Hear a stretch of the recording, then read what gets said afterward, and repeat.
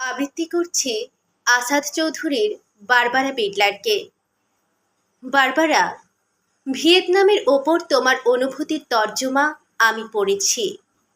তোমার হৃদয়ের সুবাতাস আমার গিলে করা পাঞ্জাবিকে মিছিলে নামিয়েছিল। প্রাচ্যের নির্যাতিত মানুষগুলোর জন্যে অসীম দরদ ছিল সে লেখায়। আমি তোমার ওই একটি লেখাই পড়েছি। আশীর্বাদ করেছিলাম তোমার সোনার দোয়াত কলম হোক।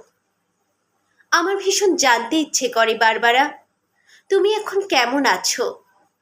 নিশ্চয়ই তুমি ডেট করতে শিখে গেছো। গাউনের রং আর হ্যাট নিয়ে কি চায়ের টেবিলে মার সঙ্গে ঝগড়া হয়?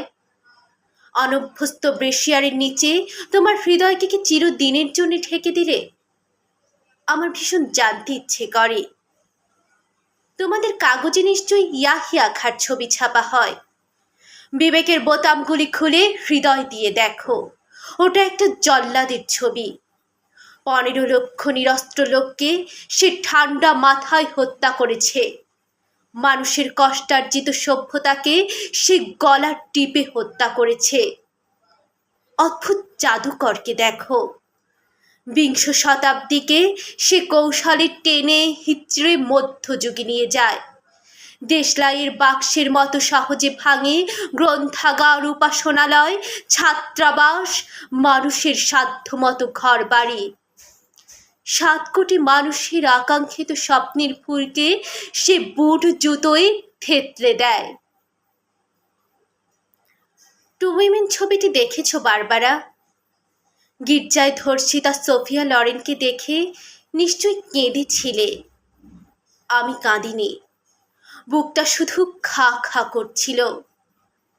সোফিয়া লরেনকে পাঠিয়ে দিও বাংলাদেশে।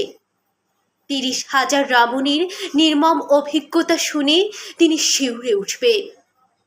অভিধান থেকে নয়, 80 লক্ষ শরণার্থীর কাছে জেনে নিও নির্বাসনের অর্থ কী। জর্জ ওয়াশিংটনের ছবিওয়ালা ডাকটিকেটে খোঁজ থাকবে না স্বাধীনতার। আমাদের মুক্তিযোদ্ধার কাছে এসো।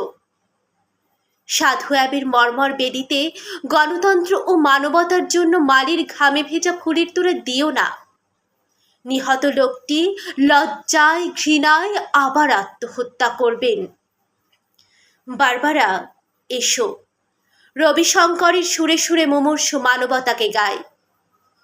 বিবেকের জং ধরা দরজায় প্রবল করাঘাত করি।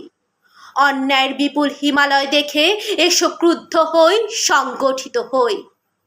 জল্লাদের শানিত অস্ত্র সভ্যতার নির্মল পুষ্পকে আহত করার পূর্বে, ছাড়পত্রহীন সূর্য কিরণকে বিষাক্ত করার পূর্বে এসো বারবারা, বজ্র হয়ে বিদ্ধ করি তাকে। ধন্যবাদ।